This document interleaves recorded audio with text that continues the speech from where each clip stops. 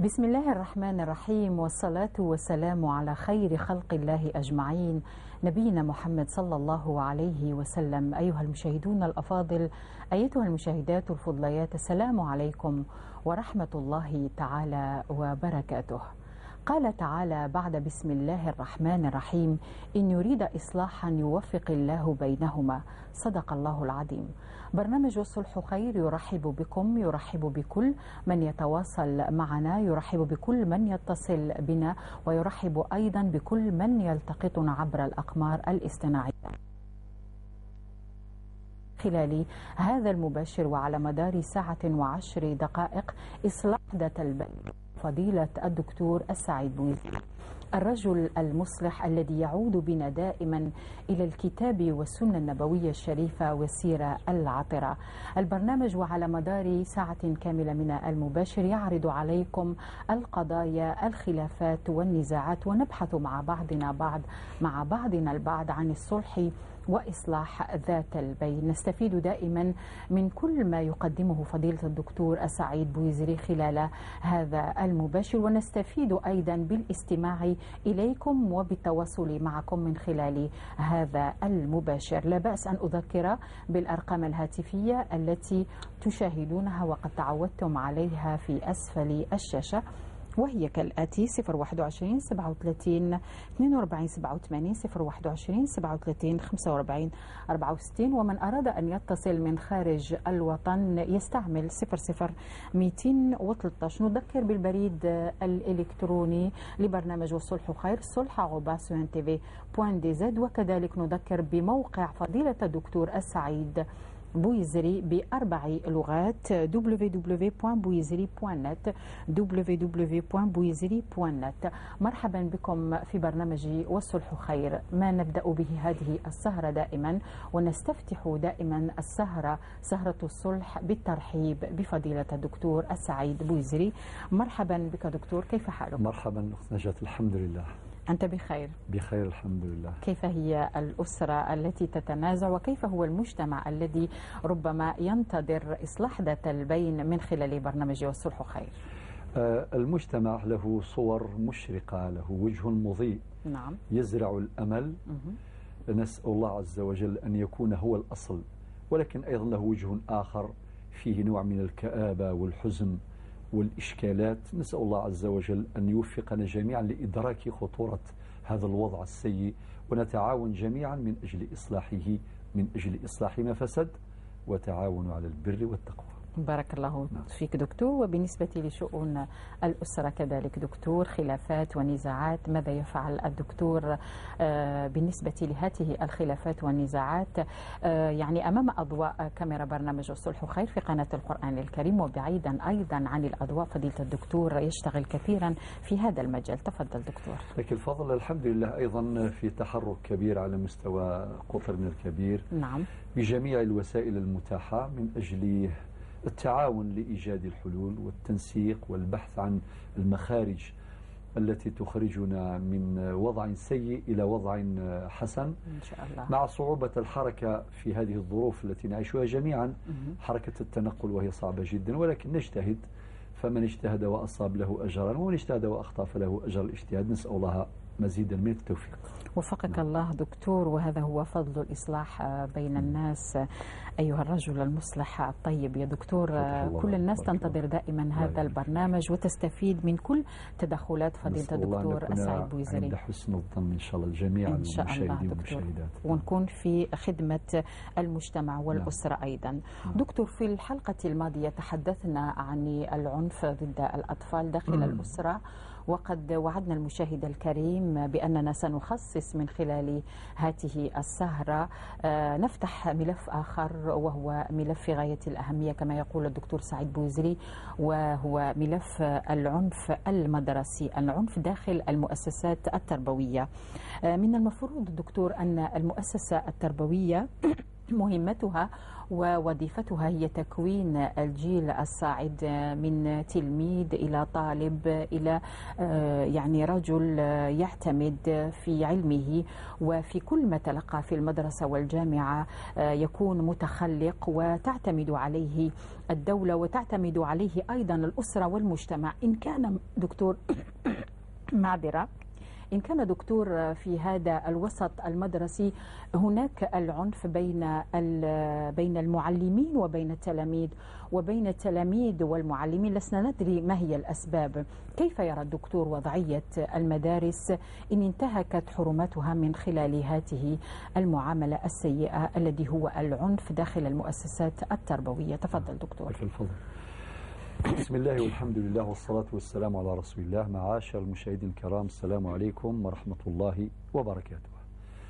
مرحبا، بسم الله سلمان وان ذي قلت نوان والصلح خير. موضوع اليوم العنف المدرسي كما قدمت له أختي نجاة، جزاك الله خيرا وعافاك الله عز وجل. فأقول تكملة لما قالته الأخت نجاة أن المدرسة هي محضن تربوي مكمل لوظيفة ولمهمة الأسرة. إذن هناك الأسرة وهي المحضن الأساس. نعم. ثم طبعا للتربية والتنشئة الاجتماعية وإلى آخره، وزراعة القيم والتكوين النفسي والسيكولوجي والاجتماعي والتهيئة الاجتماعية لهذا الصغير أو لتلك الصغيرة. ثم تأتي الأسرة باعتبارها المحضن الثاني المكمل لرسالة أو لمهمة الأسرة.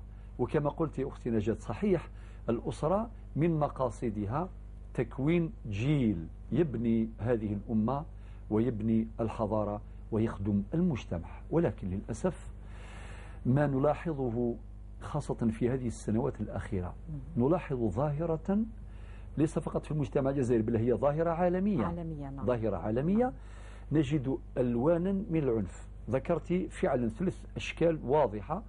إما العنف الذي يمارس من قبل المعلمين تجاه التلاميذ بجميع أشكاله، بجميع أشكال العنف أقصد، أو العنف الذي يمارس من قبل التلاميذ تجاه المعلمين، كاين تلاميذ اللي يمارسوا العنف ضد المعلمين، أو العنف الذي يرتكب أو الذي ينتهج بين الأولاد أو بين التلاميذ نعم. بعضهم ببعض داخل المدرسة أو خارج المدرسة. طيب، السؤال المطروح الأول، ما هي الأسباب؟ الأسباب كثيرة، أذكر أهمها. طبعا كلمتي تكون مختصرة لأترك المجال واسعا للسادة المتدخلين والمتدخلات.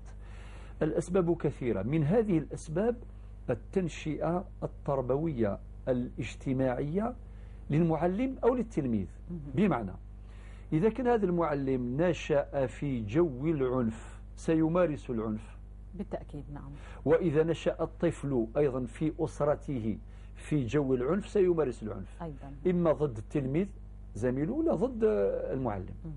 وكاين أسباب أخرى تعود إلى الضغوط التي يعيشها سواء التلاميذ أو كذلك المعلمون، يعني أو الأساتذة. ضغوط اجتماعية، هموم اقتصادية، مشاكل، أزمات. هذه الضغوط اللي يعيشها المعلمون أو الأساتذة أو اللي يعيشها كذلك التلاميذ أيضا يترجمونها في سلوكات عنيفة داخل المدرسة. هذا أيضا سبب. ومن الأسباب أيضا خاصة بالنسبة للتلاميذ يعني الأفلام التي تزرع العنف وتعلم العنف. طبعا الإعلام لا نتهمه جميعا، ولكن الإعلام خطير، يخاطب الصغار بالصوت والصورة. ويوجه ربما ما يبنيه المعلمون وما يبنيه وما يزرعه الأولياء من قيم تربوية ومن فضائل تدمر في لحظة زمن، في مشهد من المشاهد بالصوت والصورة يدمر. إذا قرأنا بحثا عميقا منذ مدة، بحث ياباني تحت عنوان التلفزيون الأم التي تنافس الأم، يعني تقدر التلفزيون تنافس الأم اللي هي أقرب إنسان مخلوق إلى الصغير، إلى التلميذ الصغير. ممكن هذا التلفزيون بما يقدم من برامج متنوعة تدمر هذه القيم وتزرع فيها العنف. إذن أسباب كثيرة. أكتفي بهذا. النقطة الثانية نتحدث عن صور العنف وهي كثيرة. ممكن نلخصوها في نوعين: العنف المعنوي والعنف المادي، ولكن كنماذج سريعة. مثلا كاين الاحتقار والإهانة، هذه يمارسها بعض المعلمين، طبعا لا نعمم الحكم على التلاميذ، يهين ويحتقره. ممكن أيضا السخرية والاستهزاء والتحقير، يقول أنت ما عندك ولا قيمة، أنت ما تقراش، أنت ستظل هكذا متخلفا متأخرا. التجريح بالقول، وكذلك الإهمال، إهمال طفل داخل القسم من قبل معلم أو معلمة، هذا نوع من أنواع العنف. يعني يسأل ويتفاعل ويتواصل مع جميع التلاميذ، واحد ولا زوج يخليهم يهملهم، والطفل هذا تشكل عنده عقدة ويفقد الثقة في نفسه وهكذا. وبعض المعلمين يصلون إلى مستوى الضرب العنيف جدا، واللي يخلي آثار سلبية. هذا يعضه، هذا يضربه بالمسطرة، هذا يضربه مانيش عارف باليد، هذا يعني وأشكال لا حول ولا قوة إلا بالله. والصور التي رأيناها أختي نجاة يعني احتراما للمشاهد الكريم ما نوريوهاش. لماذا؟ لأنها تقول ماذا حصل. يعني إذا كان يفترض باش يكون هناك حنان صادر نابع من هذا المعلم أو تلك المعلمة، ولكن نجد خلاف ذلك تماما. طبعا نكرر دائما لا نعمم الحكم، هناك معلمون، أساتذة، معلمات، أستاذات، نماذج علما وأدبا وخلقا فعلا يزرعوا التربية ويزرعوا معها العلم. إذا كان النبي عليه الصلاة والسلام من وظائفه كما قال القرآن: والذي بعث في الأميين رسول منهم يتلو عليهم آياته ويزكيهم ويعلمهم الكتاب والحكمة. كاين المعلمون اللي راهم يؤديوا الوظيفة مثل وظيفة الرسل. لماذا؟ لأنه يربي ويعلم ويزكي وما شاء الله. لذلك هؤلاء نحييهم وربي يجازيهم خير. أما الذين تورطوا في هذا العنف أيضا يعتبر مثل هذا اللقاء لقاء تحذير، باش نقولوا انتبهوا باش ما تبقاوش في هذا الباطل. العودة إلى الحق أفضل من التمادي في الباطل. طيب، الآثار كثيرة، الآثار السلبية. من هذه الآثار أن هذا الطفل يفقد ما يسمى بالأمن النفسي. خلاص نفسيا يفقد الأمن. إذا كان نروح للأمن السلام عليكم، الأمن بقى ما بقى ولا شيء. الثقة، فقدان الثقة، كره المدرسة والمعلم والعلم.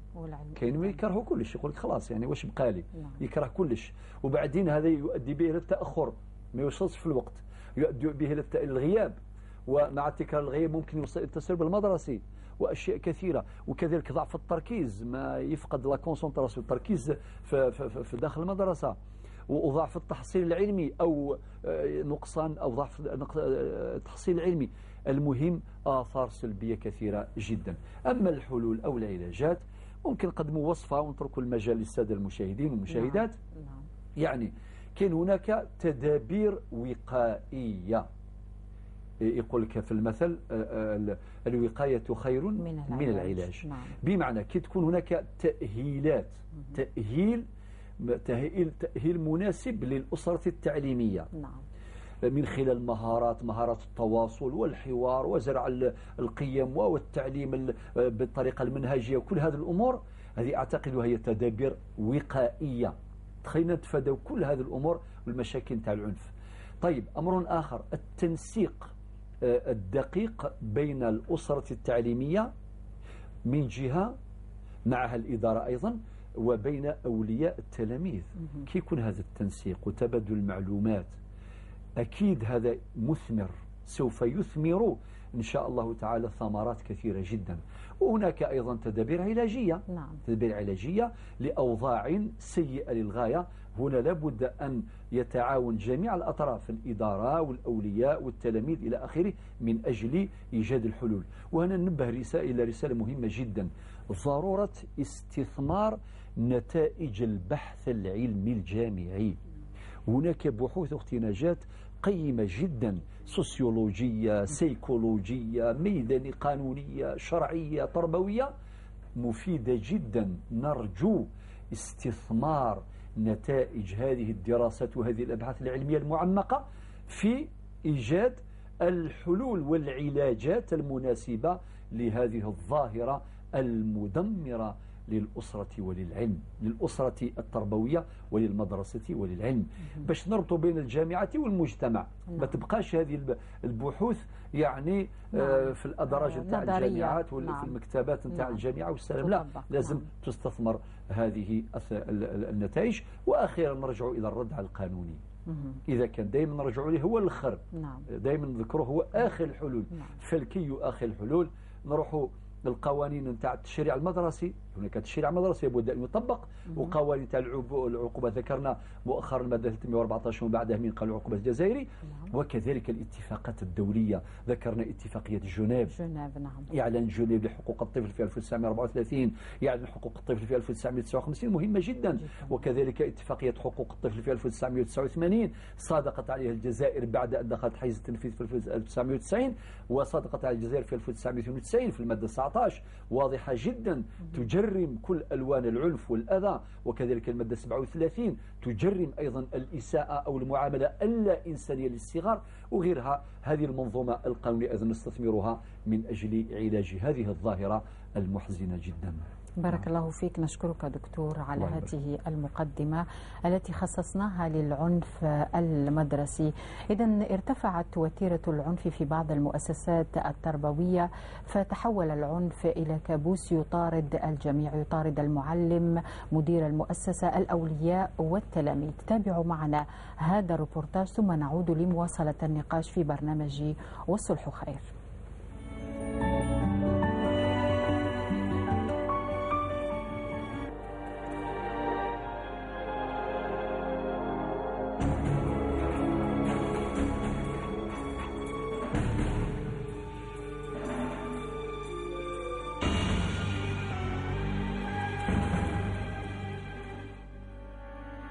هي صور تعبر عن العنف في المدارس وتتجسد في الضرب والتهديد والإذلال والإهانة.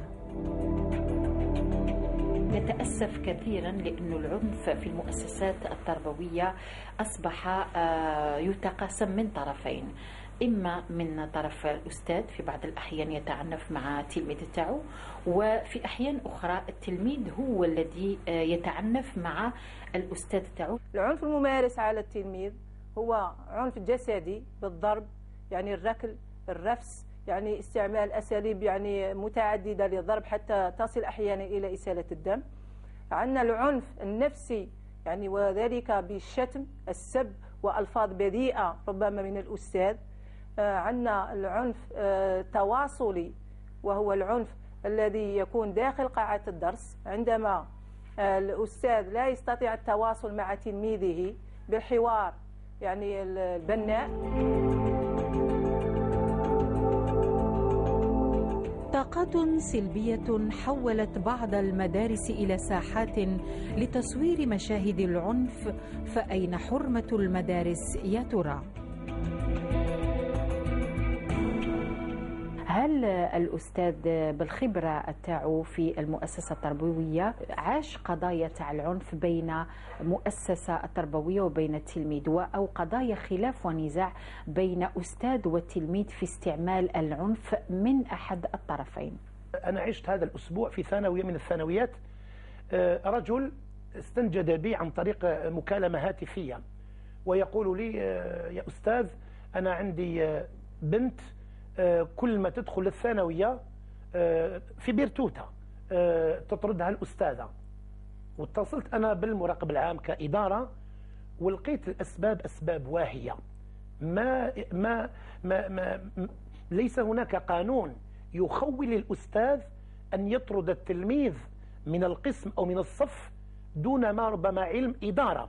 هناك تنسيق بين الإدارة وبين الأستاذ، وينبغي أن يكون توافق على أن ننقذ هذا التلميذ. فإذا كان سلوكه مثلا سلوكا شاذا أو سلوكا منحرفا أو خاطئا، فينبغي أن ننظر إلى أن هذا التلميذ أو هذا الطالب الثانوية على أنه كما قال ابن باديس يا نشأ أنت رجاؤنا.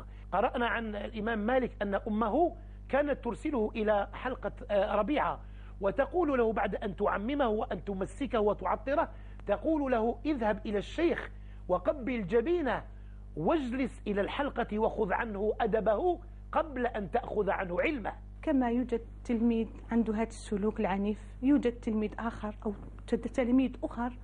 إذا رأينا تلميذ واحد أو اثنين في القسم نرى مجموع أو باقي التلاميذ كلهم يعني يتصفون بالصفات الحسنة، تلاميذ مؤدبون يحبون طلب العلم، يعني مبتغاهم الوحيد هو طلب الدراسة. وترى أولياءهم أيضا كما قال الأخ الزميل من قبل يحرصون على ذلك.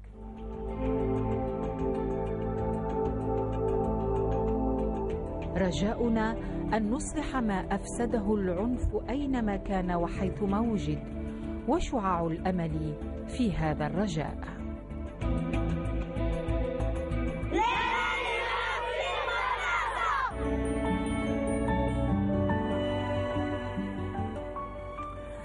إذن لا للعنف في المدرسة، إن شاء الله سنصلح ذات بيننا من خلال تدخل فضيلة الدكتور السعيد بويزري. يشار إلي أن هناك مكالمة دكتور قبل التعقيب على الروبورتاج. اتصال من المدينة المنورة الدكتور يحيى بكلي. السلام عليكم دكتور. وعليكم السلام ورحمة الله تعالى وبركاته. أستاذ وشاكم لباس. والحمد لله. كيف حالك دكتور؟ والله نعمة، نحمد الله ونشكره. في الحقيقة نعم، نود أن نسلم عليكم وتحية خاصة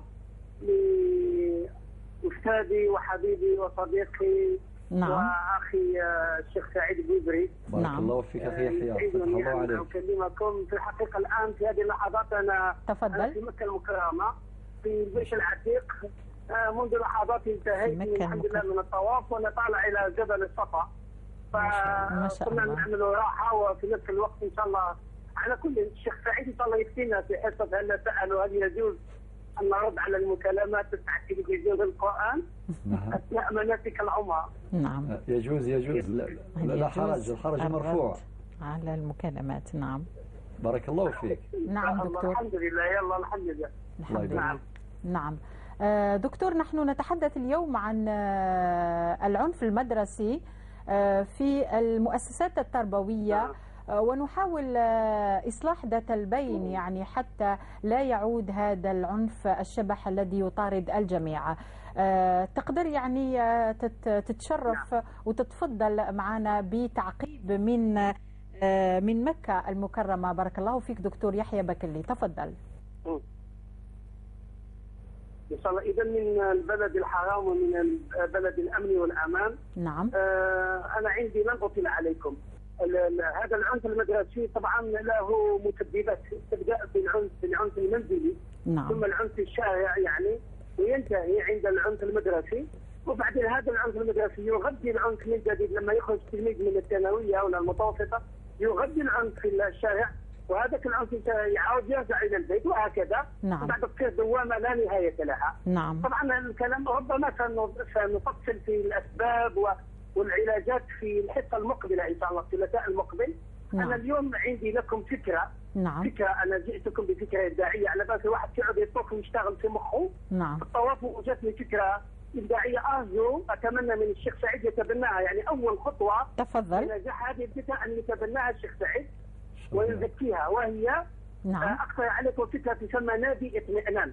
نادي اطمئنان هذه فكرة تجدد في الثانويات، تبدأ في الثانويات ثم إذا نجحت إن شاء الله تتحول المتوسطات والابتدائيات. نعم. نادي اطمئنان هذه نختار يعني ثانوية تكون مشتلة، يعني إن شاء الله يعني تجربة فيها. نعم. أنه يختار يعني طالب يكون عنده من الثانوية يكون عنده شخصية قوية ويؤسس ويشرف على نادي لبث يعني لمكافحة العنف الثانوية. نعم. ولبث روح السلم والوئام والود بين الطاقم التربوي وبين نعم. الطلاب وبين الطلاب مع بينهم. نعم. النادي هذا يكون المشرف طالب والمدير الثانوية والمراقب والأساتذة يكونوا أعضاء.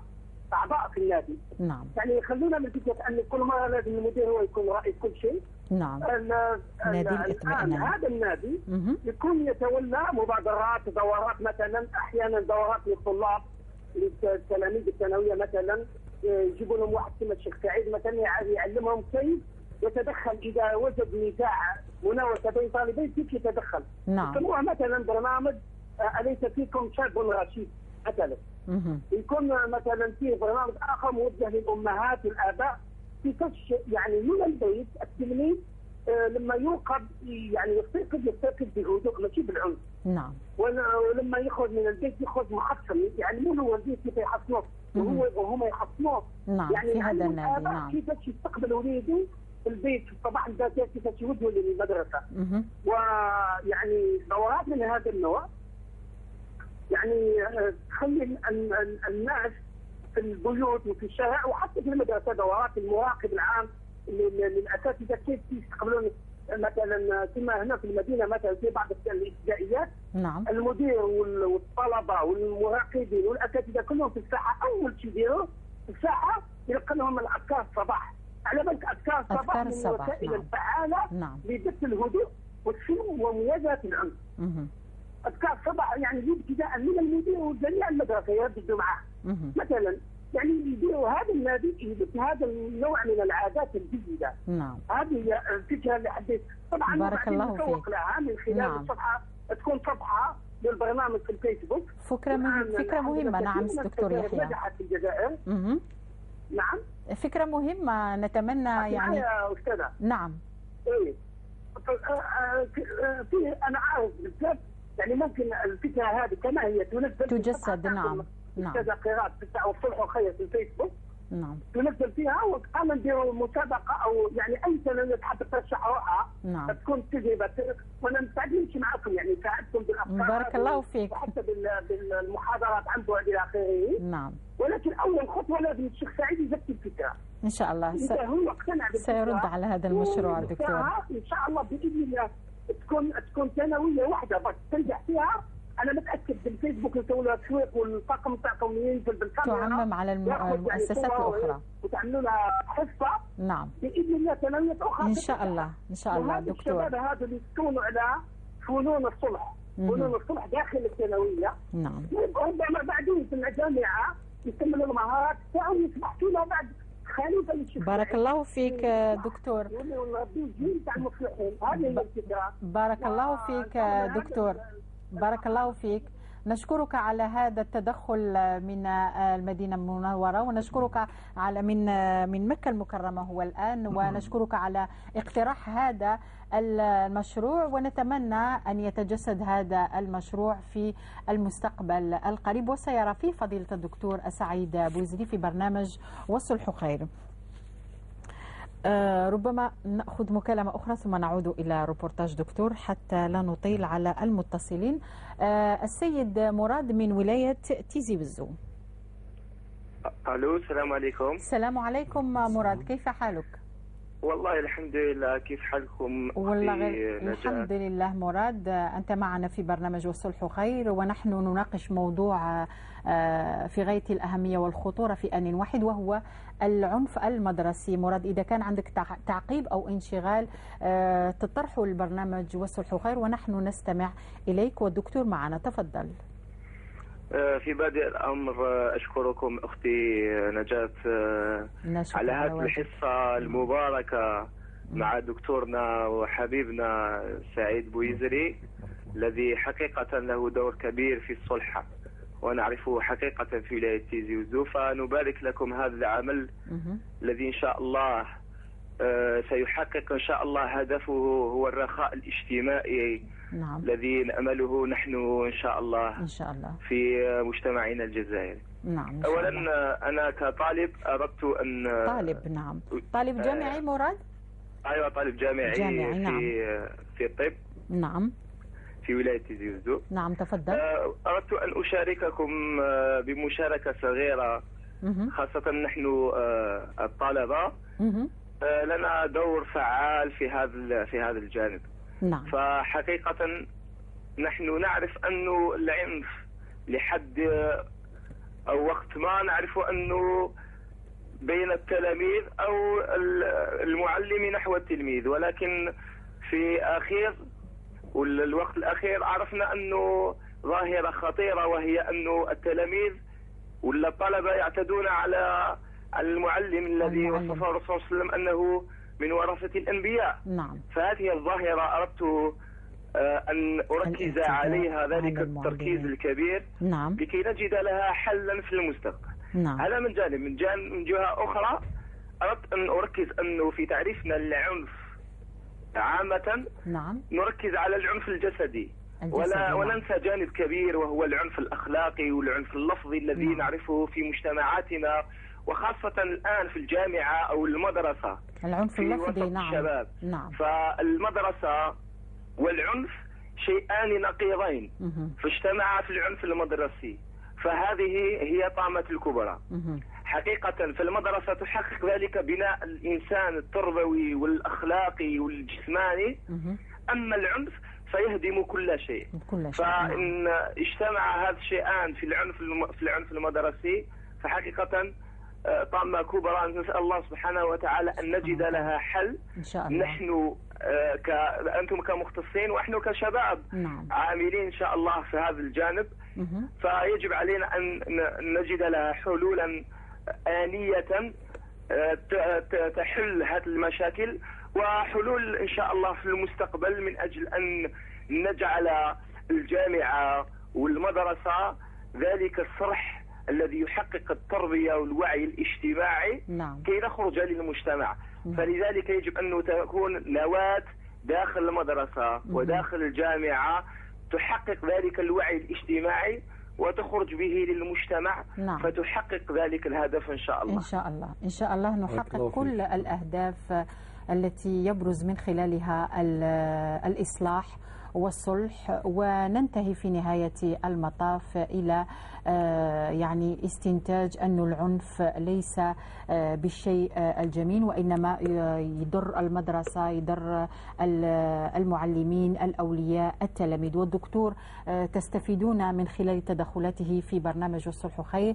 دكتور تفضل، الجميع ينتظر فيك لكي يعني تعقب أولا على الروبورتاج. دكتور، قبل ذلك حبيت يعني نذكر واحد يعني التفصيل دقيق، انه عندما انجزنا الروبورتاج تعذر علينا التصوير في المؤسسه التربويه مظاهر العنف، ولذلك اخذنا سيد يعني ما حبش يظهر امام الكاميرا، هو استاذ السيد احمد اللي دخلنا البيت وقمنا بهذا الروبورتاج مع الاساتذه الثلاث. دكتور تفضل. لك الفضل، بارك الله فيك. وانا بدوري اشكر الاخ الاستاذ احمد نعم. الذي يسر نعم. لبرنامج الصلح والخير يعني التواصل نعم. والحوار مع الاساتذه الافاضل جزاهم الله خير. والشيء الجميل حينما يتحدث اهل الاختصاص الذين يمارسون نعم. العمليه التربويه في هذه المؤسسات العلميه التربويه، يعيشون كل هذه الهموم الاوضاع. نعم. فهم خبراء. وربنا يقول في القرآن: فاسأل به خبيرا. إذن خبرتهم تنفعنا وتنفعنا جدا. الأستاذة سعيدة اللي تحدثت عن أنواع العنف جزا الله خير، أعتقد أن هذا الوعي بخطورة الظاهرة وإدراك كل صور العنف، هذه هي الخطوة الأولى نحو العلاج ونحو التغيير ونحو التصحيح. الأستاذ أعراب اللي ذكرنا حالة نتاع طرد لأسباب يعني واهية، ففعلا يطرد التلميذ من مدرسته، يعني شيء مؤلم للغاية، لا شيء يبرر هذا الصنيع، هذا الفعل، لا من الناحية الشرعية ولا من الناحية القانونية كما ذكر الأستاذ الفاضل، ولا من ناحية التربوية الأخلاقية. ثم ذكر أيضا فكرة رائعة جدا حينما قال ننقذ هذا التلميذ صاحب السلوك العنيف. هذاك التلميذ اللي راه مؤدب وهادئ هذاك يعني سهل. حنا نقولوا للساده الاساتذه والمعلمين والمعلمات يسهل الامور للجميع. نعم. نقولوا شوفوا لنا ربحوا لنا هذاك اللي واعر، أليس كذلك؟ نعم دكتور. هذاك اللي واعر. نعم. هذاك الفرس الجموح. هذاك اللي يبتكروا وبحثوا في المهارات اللي تخليكم توصلكم إلى احتواء هذا التلميذ. نعم. وعادة أختي نجاة هذا اللي يدور بزاف مشاكل الشغب وكذا عندهم طاقات قوية جدا. نعم. مثلا صرف طاقة هذا التلميذ في النشاطات الثقافية والرياضية، هذه من الوسائل مثلا. نعم. علموا أولادكم وهم يلعبون. الطفل يلعب. بالمناسبة الآن من المشاكل نتاع الصغار نتاع درك راهم يلعبوش، راهم يلعبوا بالبورتابل. نعم. يلعبوا بالبورتابل ويلعبوا بهذه التابلات. نعم. وهذا خلل في الحقيقة. ما نقولوش ما يستخدموش، ولكن الإدمان عليها. نعم. مجاوزة الحدود. نعم. يعني يولي الطاقة نتاعو تبقى دائما كامنة، ويفجرها داخل المسجد ولا داخل البيت ولا في المدرسة ولا في أي مكان. ولكن اللعب احنا شفنا الناس اللي في جيلنا زمان وحتى قبلنا يعني الطفل يلعب كثير، وذاك اللعب يخلي يصرف الطاقة نتاعو، وبعدين طبعا مع الإرشاد نتاع الأولياء وكذلك نتاع المعلمين يولي يقرأ ويتعلم وهكذا وهكذا. إذن بارك الله فيك يا أستاذنا الفاضل. قلت لازم نخدموا ونعملوا من أجل إنقاذ هذا التلميذ صاحب السلوك الخاطئ اللي يحتاج إلى ترشيد وتوجيه واحتواء ونكسبوه. ثم ذكر النصيحة والوصية نتاع والدة إمامنا الإمام مالك رضي الله عنه حينما أرسلته إلى أستاذه ربيعة اللي هو ربيعة الرأي، وهذه الوصية الغالية جدا. إذا كان الشاعر يقول قم للمعلم وفه التبجيل كاد المعلم أن يكون رسولا. إذن توجيهات الأستاذة أيضا بن أحمد فوزية جزاه الله خير أيضا على أفكارها وعلى مشاركتها الفاعلة. ربي جزيهم جميعا خير الجزاء. نعم دكتور، قبل أن نعود إلى أول اتصال بالنسبة للدكتور يحيى بكري، نأخذ اتصال من ولاية تيزي وزو من السيدة سعيد غنية، أليس كذلك؟ غنية من ولاية تيزي وزو. السلام عليكم أختي الكريمة. عليكم السلام ورحمة الله تعالى وبركاته. أخت نجاة، مرحبا بك غنية في برنامج والصلح خير. أهلا. نعم أهلا وسهلا بكم. نعم، نحن نتحدث اليوم عن العنف المدرسي. غنية، إن أردت أن تشاركي في البرنامج بتعقيب أو انشغال أو طرح قضية، تفضلي غنية. نعم، أولا نشكركم على برمجة مثل هذه المواضيع المهمة في برنامج والصلح خير. شكرا. وبدءا من الدكتور ومعدة البرنامج الأخت نجاة والدكتور سعيد بوزي وقناة القرآن كذلك. نعم بارك الله فيك. نعم، في الحقيقة أنا مداخلتي هذه بسيطة، هي يعني ما نضيف أشياء كثيرة على الشيء اللي قاله الدكتور سعيد. نعم تفضلي، راح تفيدنا. نعم. أنني يعني في الميدان، أنا أستاذة في ثانوية من ثانويات ولاية تيزي وزو. أستاذة، مرحبا بك. نعم بارك الله فيك. إذا هذا الموضوع هذا من خلال معايشتي اليومية للواقع التربوي وبصفتي مدرسة. نعم. أقول أن العنف في الحقيقة أصبح الآن جزءا من مواقعنا المعاش، هذه رقم واحد. وهذه حقيقة مؤلمة. نعم. ثانيا نقول بأنه العنف للأسف هذه حقيقة واحدة أخرى مؤلمة، هو امتداد للعنف الأسري اللي كنت تحدثت عليه في حصص سابقة. نعم. خاصة إذا كانت العلاقات يعني الأسرية مبنية على أساس العنف والفوضى والعادات السيئة. نعم. وعدم فتح باب الحوار أمام الأبناء. نعم. فأكيد أنه هذا الإنتاج هذا سوف يخرج للخارج ويعني تكون عنده آثار سلبية. نعم. يعني كما قال الأستاذ العنف المدرسي صحيح عنده 3 صور، وهذه حقيقة يعني أنا أؤكد عليها. العنف من قبل التلاميذ تجاه بعضهم البعض، هذا يعني كان معروف قديما وحديثا. نعم. خاصة يعني لما يوصل إلى اعتداء، يعني درجة خطيرة في الاعتداء لما يعتدي الطفل يعني في الطور الابتدائي على زميله بسبب شجار بسيط يتحول إلى أنه يحمل السكين ويطعن زميله. هذا يعني شيء مرفوض خطير جدا. نعم كما قلتي. الصورة الثانية هي العنف من قبل المعلمين تجاه التلاميذ. هذه لأسباب كثيرة اجتماعية واقتصادية وأحيانا حتى نفسية. نعم. ولكن لا نجد لها مبررات، لأنه المعلم عنده التزامات يقوم بها. الصورة الثالثة هي أن التلاميذ يعني العنف من قبل التلاميذ تجاه المعلمين والمدرسين، وهذا اعتداء يعني في الحقيقة. هذه صورة أخطر، يعني أخطر بكثير. نعم. أخطر بكثير. نعم. نعم.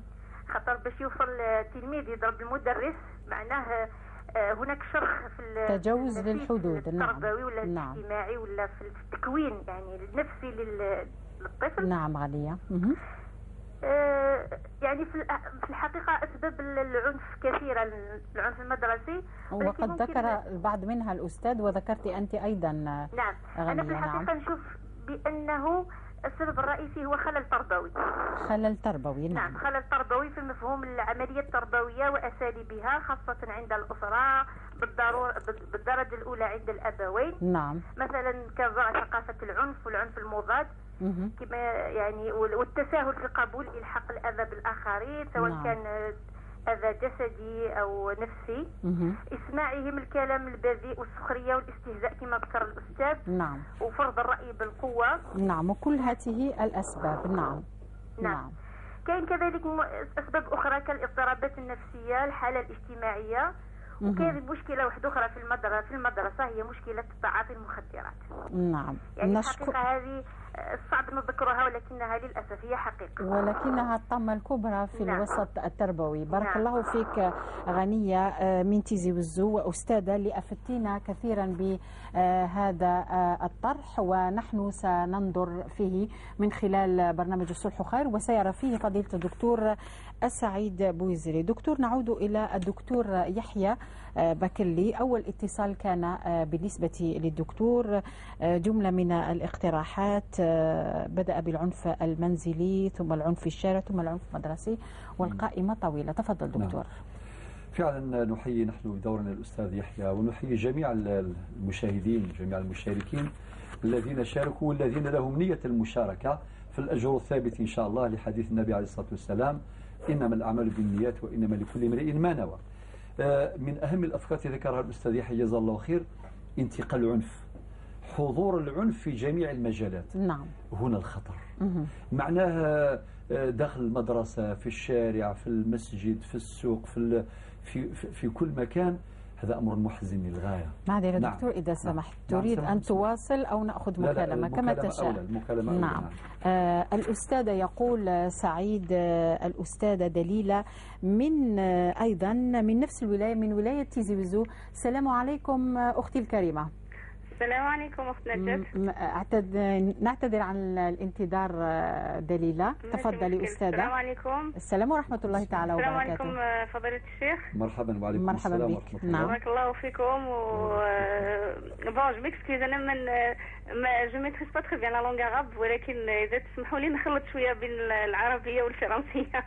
تفضلي رانا نفهمك. تفضلي. أول شيء حبيت تيان ريميرسي l'émission le docteur Bouizri.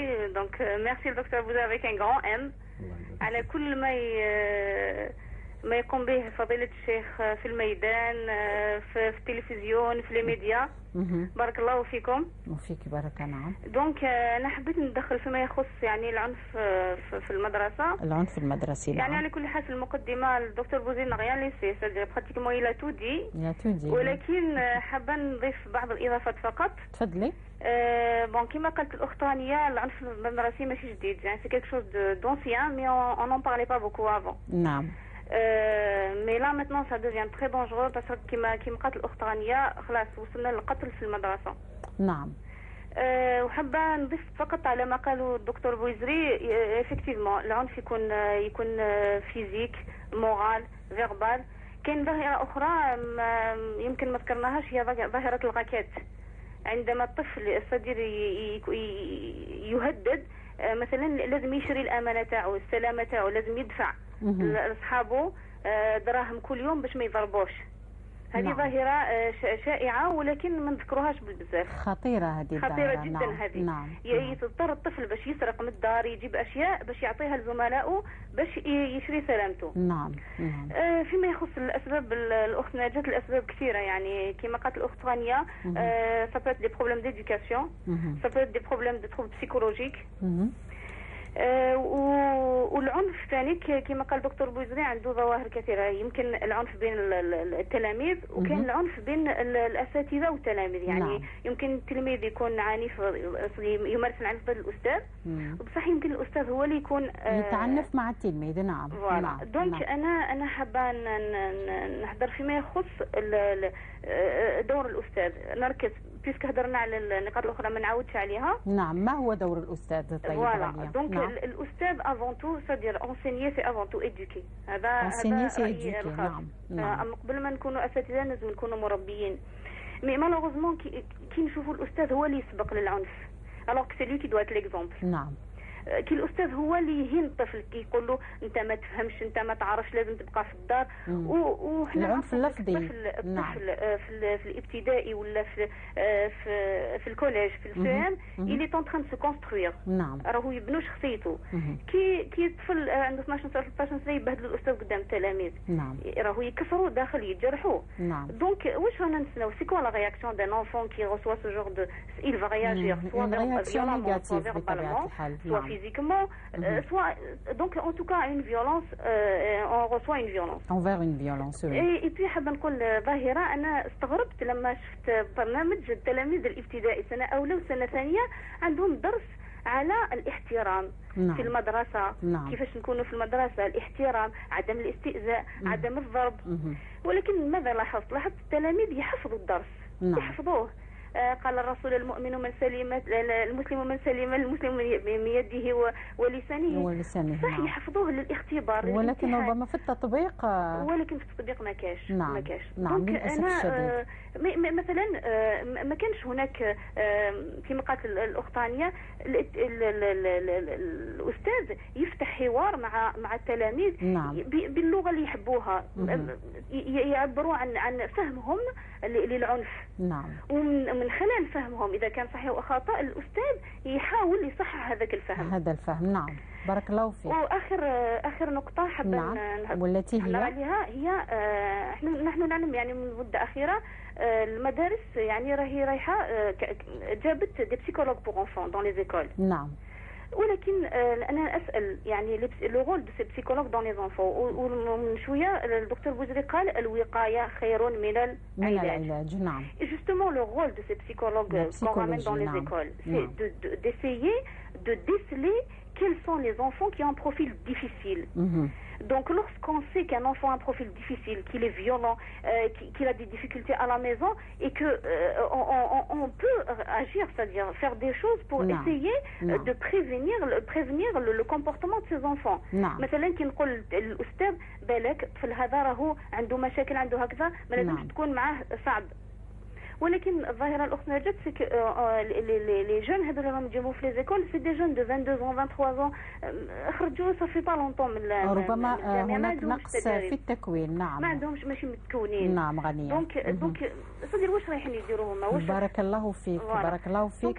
شكرا للاخت نجاة وشكرا بارك الله فيك. يعني بارك الله فيك. نشكرك جزيل الشكر غنيه. بالنسبه دليله من تزيوزو بالنسبه لهذا التدخل واللي فيه فروع كثيره اللي تعرف العنف وفيه أيضا علاج لظاهرة العنف في المدارس. نحاول دائما إصلاح ذات البين من خلال تدخلات فضيلة الدكتور سعيد بوزري في برنامج الصلح خير. ونعود إلى الدكتور يحيى بكلي دكتور اللي تفضل بجملة من الاقتراحات. تفضل دكتور. أركز على الفكرة الإبداعية التي اقترحها الأستاذ يحيى. نادي الاطمئنان. نادي اطمئنان. نعم. هذه الفكرة خلتني باش نقول يعني مرحبا بجميع الأفكار الإبداعية التي ترمم هذا الخلل الموجود على مستوى مدارسنا. نعم.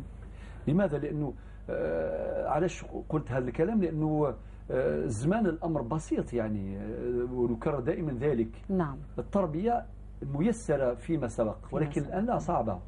التلميذ اليوم أو الصغير اليوم يتلقى قيما دخيلة، أفكارا وافدة، مدمرات القيم كثيرة التي تزلزل هذا المخزون الحضاري التربوي الاجتماعي الذي نملكه. إذن لابد أن تتنوع أساليبنا لتواكب هذا العصر لتتفهم طبيعة التحديات والمشكلات والنزاعات والظواهر السلبية التي أفرزها هذا الواقع وأفرزت هذه الثقافة من أجل تقديم فعلا علاجات لهذه الأمراض من أجل ترميم هذا الخلل. لذلك نشكرك يا سي يحيى جزاك الله خير على هذه الفكرة الإبداعية. ربح لي الزمن بلا ما نرجعوا، هو اقترح أنه تكون تحت إشراف تلميذ، هذا أيضا من باب التشجيع والتحفيز، لأنه هذا الصغير النهار اللي نعطي له مثل هذه المسؤولية وطبعا وفق مواصفات معينة وشروط معينة، يعني هذا يدفع الآخرين إلى التنافس في الخير.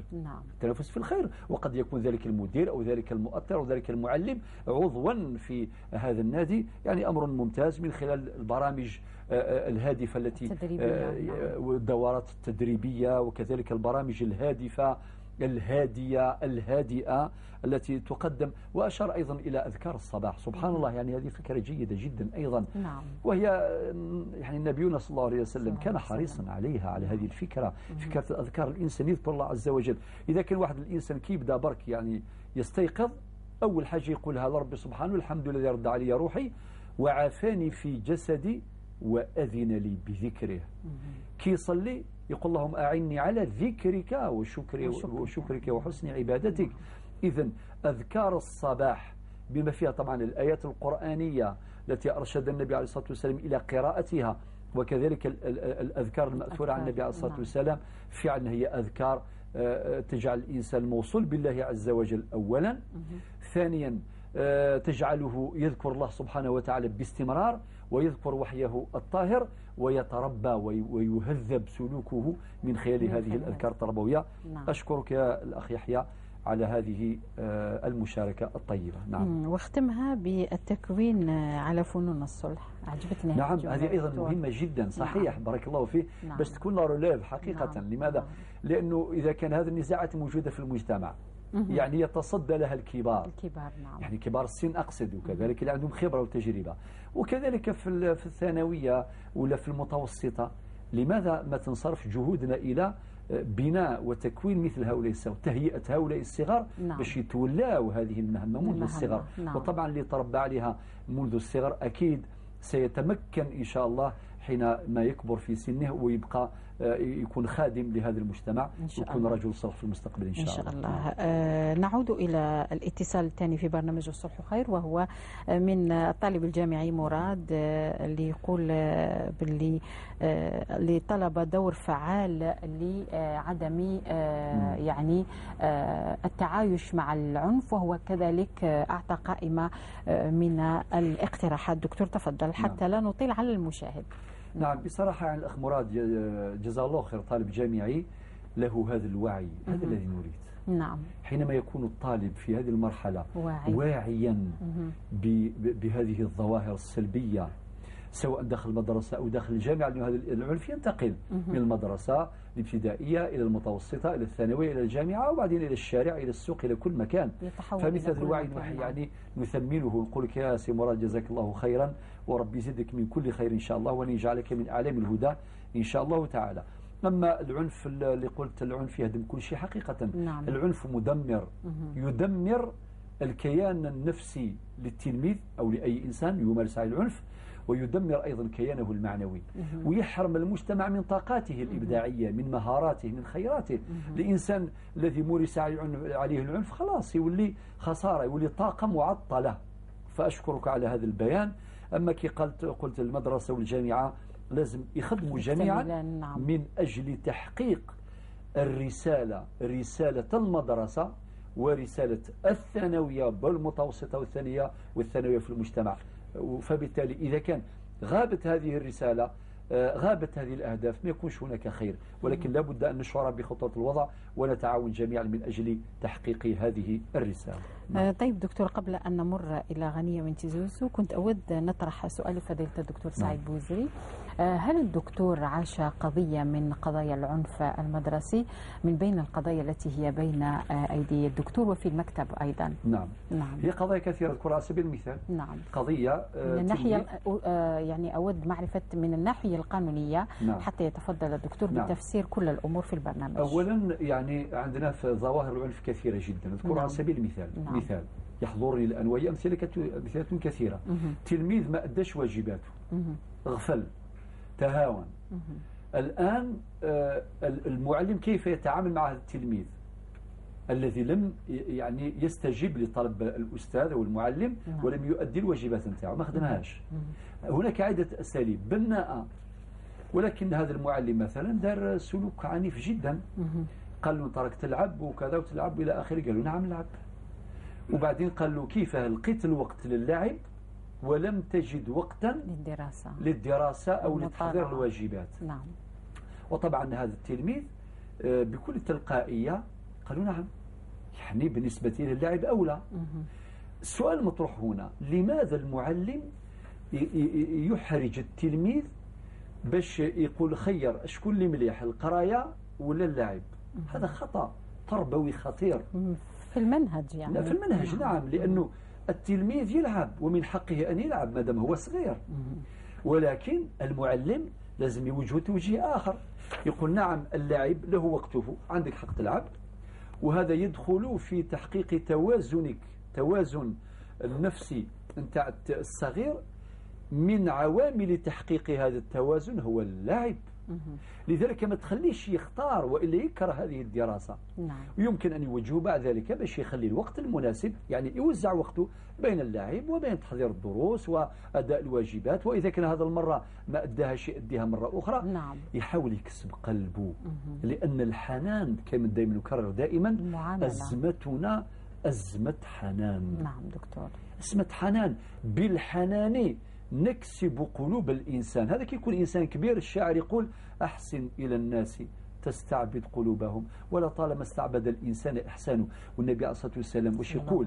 ما كان الرفق في شيء إلا زانه. بارك الله فيك. نعم. وما نزع ولا نزع من شيء إلا شانه. حديث أخرجه الإمام مسلم. والنبي عليه الصلاة والسلام يقول في حديث آخر: إن الله رفيق يحب الرفق في الأمر كله، في كل شيء. حديث أخرجه الإمام البخاري. وفي رواية الإمام مسلم يقول: إن الله يعطي على الرفق ما لا يعطي على العنف وما لا يعطي على سواه. نعم. يعني هذه أحاديث للنبي محمد صلى الله عليه وسلم باش يقولوا علينا بالرفق وعليكم بالرفق. لذلك مثل هذه المشاهد فعلا. وبعض الحالات اللي عرفناها أيضا وين التلميذ يجي البابا يجي المواليه ويشتكي، والأب ما يرفعش شكوى إلى وكيل الجمهورية، ما يشرعوش. معنى ما زال هناك الناس الله يبارك يتحفظون، يقول كيفاش نشارع هذا المعلم ونخليه يفقف قدام القاضي في القضاء. مثل هذا السلوك لابد أن نثمنه، أليس كذلك؟ نعم دكتور. نعم. نثمنه. ماشي لازم هو يضرب وبعدين يجي باباه يزيد يضربه. علاه العنف هذا؟ لماذا؟ وبعدين العنف يولد العنف.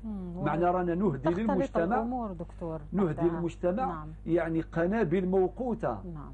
وبعدين نحن سوف نتجرع مرارة العنف في المستقبل من هؤلاء. إذا كان حضناهم اليوم وحفظنا عليهم بإذن الله تعالى يولوا هذا الأولاد وهذا الصغار مصدر أمن وأمان وسلم وسلام نتمتع بهم ويتمتع بهم مجتمع، يولي بنات للمجتمع بل بنات للأمة والحضارة. ما يكونوش معاول هدم لقيم المجتمع ولحضارة الأمة. بارك الله فيك دكتور.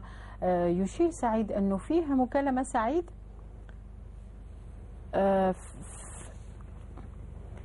فريد من ولاية تيزي وزو. دكتور ولاية تيزي وزو حاضرة بقوة اليوم. فريد السلام عليك. وعليكم السلام ورحمة الله تعالى وبركاته. مرحبا بك في برنامج الصبح وخير فريد. وبك أهلا. السلام عليكم وعلى الأستاذ. موضوع كما يقول مهم وشيق، لكن مداخلتي راه يتصل معك أحد من ضحايا العنف في الطفولة. نعم. العنف المدرسي. أنت ضحية فريد؟ ضحية حتى الآن، راني في عمري 30 سنة. دائما موجودة في مخيلة الأستاذة التي ضربتني حتى احمررت كما يقولوا. نعم نعم. لكن والحمد لله عفى الله عما سلف. بعد ما كبرنا شوية على بالنا بليك مالغريتو ضربتنا في ظل. الحمد لله حتى الآن رانا احنا أساتذة ما نضربوش. نعم. نتعاملوا بالتي هي أحسن مع التلاميذ. والحمد لله حتى أن الأستاذة لما نتلاقي معها في الطريق نسلم عليها في المناسبات نقول لها كيف حالك، حتى أن هي أنسات بليك ضربتني. حتى أني الشيء المحزن في قلبي هو أني لما أتذكرها نتألم. نعم. أني كي ضربتني اختلست الفرصة وهربت من القسم. نعم. بقات لك هذاك الأثر بقى فيك فريد؟ بقى لي فيها في قلبي حتى الآن، راني 30 سنة نتذكر كيفاه هربت لها من القسم. كانت تكتب في الطاولة وخرجت وهربت. هذاك تصرف الطفولة في كان عمري شحال 8 سنين هكاك. نعم نعم. مي بقى لي في قال حتى الآن راني 30 سنة دائما نتفكرها كي نتلاقى في الطريق نتفكر ضربتني معليش نروح ليها نقول لها كيف حوالك أستاذة إن شاء الله بخير. حتى درك راهي يمكن عجوزة شحال يمكن راهي 70 سنة. نعم. الأستاذة اللي قراتني تقاعد ربما. نعم تقاعد. لكن مهما كان أنا راه في قلبي من نقول لها شابو أستاذة راكي مارغريت ضربتينا وليت أحمر، لكن خرجتي أستاذ والحمد لله. الحمد لله الحمد لله الحمد لله. لكن الإنسان أيضا حتى اللي صاروا الأولياء نعم لازم عليهم يعرفوا كيف يربي ولادهم مش ما يربيش. كما نقولها بالقبيلية بلوزير فوا يقولها الشيخ ها يفهمها الشيخ. نعم. أنا ما فهمتهاش دكتور. نفهمها إن شاء الله بعد إن شاء الله. فهمتها الشيخ ولا لا؟ واضح. بارك الله فيك. دكتور فريد بارك الله فيك. حتى احنا هكا بكري نقولوا لنا نتبعوها هكاك. نعم. لكن صح العنف بارابور ليامات زمان ما كاش بزاف. يعني ما راهوش بالطريقه يعني العنيفه مش بالطريقه اللي رانا نشوفوها تولا. القتل والتعنف باستعمال بعض السلاح الابيض. كاين بعض التلاميذ اللي في المحفظه يدخلوا بالموس كما يقولوا احنا بالعاميه. بالموس. هذه هي الخطوره. نعم. هذه هنا تكمن الخطوره. نعم. حتى علاه برك السبب هو العولمه الاخر لي بارابول اكسيتيرا حتى لي جو الكترونيك هي لي جو دكتور. نعم. التعنف. نعم. حتى احنا كي كنا صغار حتى الرسوم المتحركه اللي كنا نفرجوا مشاهد من افلام الرعب والعنف. نعم. ايه حتى نحن بكري كنا نتفرجوا تاع الرسوم المتحركه قصدي كنا نتفرجوا بين الشر والخير والخير يغلب. الخير يغلب في نهايه المطاف. كل الرسوم المتحركه يا عنف. بارك الله فيك فريد من ولايه تيزي وزو. فيكم بارك الله فيك. وربي يعاونكم ان شاء الله. ان شاء الله. ليله سعيده ووفقكم الله لما تحبون وترضى. ان شاء الله ان شاء الله. شكرا فريد من ولايه تيزي وزو. ربما اتصال اخر ربما من بجايه شفيعه. مرحبا بك اختي الكريمه شفيعه من ولايه بجايه. السلام عليكم اختي الكريمه شفيعه. وعليكم السلام ورحمه الله وبركاته. مرحبا بك في برنامج الصلح وخير شفيعه. بكم مرحبا. تحياتي للشيخ بويزري ولك اخت نجاة. مرحبا. ان شاء الله ربي يبارك لكم في هذا الحدث. ان شاء الله ربي يشفع فينا يوم القيامه يا شفيعه. ان شاء الله. تفضلي. عندي يعني مداخله في هذا الموضوع. نعم. يعني استسمحكم يعني العوده في الحصه السابق كنت اود التدخل. حكمت الاتصال راكي حكمتينا اليوم. تفضلي شفيعه. موضوع الصلح والتقوى والصلح والتزكيه. نعم. الصلح والتقوى. نعم. يعني التقوى هي اتقاء الله تعالى في جلسه الصلح. نعم. يعني كاين من يعني الانسان واحد كي يتسامح ولا يقول كي نقولوا نفوت المشكله باش ما تتكاثرش المشاكل. الطرف الاخر يحسب انه شغل هذاك الانسان جايح ولا كلخلو. نعم. من هذا عندما يتسامح الانسان الطرف الاخر يحس بالضعف تاعو محسوب. ايوه. نعم. كانه ضعيف كانه كلخلو كانه نعم. جايح. نعم. ما كاين ناس ما يحتسبوهاش مجال انه هذاك الانسان تنازل وتسامح باش ما يصراش مشاكل. نعم. وفيما يخص الصلح والتزكيه شغل نعم كاين شغل في التصالح في الصلح ما عندهمش الصدق. هذيك تزكيه نفس تاع تتصف بالاخلاق الحميده والحسنه ما تتصف بالصدق. شغل ما يكونش عندهم صدق في الصلح. نعم بارك الله فيك. وشنو ما يدخل موضوع الحصة تاع اليوم، يعني أنا أرجع للأخر المشكل الأساس تاع الأخر إلى التربية. التربية نعم. نعم، وإلى الحب، حب العمل. حب العمل والتربية نعم. التربية كاين أولياء شغل أولادهم يديروا مشاكل في المدرسة يستدعيوها الإدارة ولا الأستاذ، شغل الوالد واللي يحتقر الأستاذ قدام وليده. هذا ما شغل كأنها شرارة، إنه شغل تاع بداية العنف ولا احترام ولا شغل واحد التلميذ ولي ما يقاداش الأستاذ تاعو ما يحترموش ويبداو المشاكل. نعم بارك الله فيك. أولياء ثاني بارك الله فيك. فيما يخص الهندام تاع التلميذ. نعم. ما كاش دوكا هندام تاع سواء التلميذ ولا التلميذة في المؤسسة التربوية. الهندام نعم. نعم. أيوة شغل في اللبسة ولا هاك شغل الأستاذ ولا المراقب تغيرت. نعم بارك الله فيك. صارت هذه يرجعوا التلميذة للدار. نعم. لبست جات لباس يعني. بارك الله فيك شفيعة. ما يليقش بالمؤسسة. بارك الله فيك شفيعة للتدخل تاعك. معذرة بقوا 5 دقائق ثم ينتهي برنامج الصلح خير، حتى نقسط يعني كل من اتصل بنا بالنسبة لهذا المباشر. نشكرك شفيعة من بجاية، دكتور دليلة من تيزي وزو، فريدة من تيزي وزو، ثم شفيعة من بجاية. دكتور نعم، إذا نعود الأخت غنية الأستاذة غنية. نعم. أولا فعلا الأمر المحزن حينما أصبح العنف جزءا من واقعنا ومن حياتنا، لذلك لابد من توجيه جميع الأذهان وصرف الطاقات من أجل التعاون لمعالجة هذه الظاهرة. نعم. لأن كلنا في خطر، أليس كذلك؟ فهذه السفينة التي نعيش فيها، هذه السفينة إذا صلها خرق في أي جزء من أجزائها يغرق الجميع. لذلك فأصبحت قضية الجميع، ليس منا أحد يقول أنا في منأى عن هذا العنف. لا بد أن نتعاون على البر والتقوى لمعالجة هذه الظاهرة. ثم ذكرت عنف التلاميذ ضد المعلمين، هذا أمر أيضا محزن للغاية. لأنه يعتبر مؤشر خطير في المجتمع. نعم. إذا كان المعلم رمز الحنان، رمز العلم والتربية، هو الأنموذج الذي يقتدي به الصغار، يولي الطفل يتعدى عليه يعني كارثة. معنى هناك خلل كبير جدا. ثم أشرت إلى موضوع تعاطي المخدرات، وهذا ربما سنفرد له أيضا حصة من الحصص، لأنه موضوع خطير جدا. فإذا كان طفل وصل باش يتعاطى المخدرات وهو في المتوسطة أو في الثانوية، هي كارثة الكوارث. بارك الله فيك أختي غنية على المشاركة، واعتذر تكون تعليقاتي يعني سريعة مادام الوقت يعني كالسيف قرب على النهاية. نعم. دليلة من دليلة أيضا ذكرت أخت دليلة جملة من النقاط المهمة جدا، ونشكرها كما نشكر جميع المتصلين والمتصلات. حينما ذكرت ظاهرة الطفل المهدد الذي يشتري أمنه وسلامته. يجيو ذراري يهددوه وبعدين يمد لهم دراهم باش يعني يرتاح، باش يشري الهنا نتاعو. طيب خطيرة هذه. وهذا وين تؤدي هذه الظاهرة؟ يروح يسرق. منين يجيب الأموال؟ هو ماهوش خدام. يجيب الأموال يسرقها من الدار، من والديه.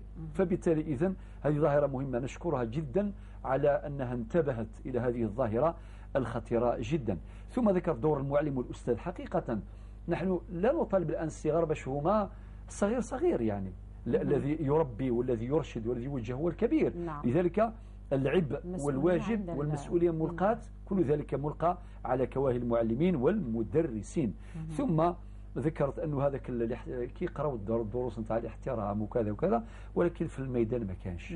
نظريا كاين، في التطبيق ما كانش. هناك خلل، إذن لابد أن نبحث أين الخلل. أما الاستعانة بالمختصين والسيكولوجيين وكذا، أيضا أشرت إلى الفكرة في غاية الأهمية. ما نجيبوش صغار باش يربيوا صغار، لا يمكن. لابد من مواصفات تشترط في الذين يتصدون للتربية والتوجيه والإرشاد داخل المؤسسة التربوية. هذا الذي نستفيد من هذه الفكرة. بعدين أخ فريد دقيقة ونصف دكتور. ربي إن شاء الله يبارك فيها فيما بقي. سيبارك. نعم دكتور. والله يا سي فريد الحمد لله أنت الله يبارك إن شاء الله ربي يجعلك من أعلام الهدى رغم أنك ضحية العنف، ولكن قلت عفى الله عما سلف. يعني يكفي هذا، وكانك تطبق قوله تعالى ادفع بالتي هي أحسن، وأشرت إلى موضوع العولمة الإعلامية والثقافية وكيف تدمر هذه القيم التي يملكها. اكتفي بهذا، والأخت شفيعة ربي إن شاء الله يشفع فينا، والنبي عليه الصلاة والسلام يشفع فينا جميعا يوم القيامة. نشكرك، وذكرت حاجة مهمة وكل كلامك مهم، التربية وحب العمل. نعم. المعلم اللي يحب الخدمة نتاعو سوف يتفانى في الإبداع وفي خدمة المدرسة وفي تحقيق رسالة المدرسة. وأشرت أيضا لهندام التلميذ والتلميذة. نعم. طبعا اكتفي بهذه الإشارات الخفيفة، إن شاء الله في اللقاء القادم نضيف أشياء إن شاء الله في هذا الإطار. بارك الله فيك دكتور. بالنسبة للبريد العادي سنرى فيه في يوم الثلاثاء بحول الله تعالى. يوم الثلاثاء إن شاء الله. السلام عليكم ورحمة الله تعالى وبركاته.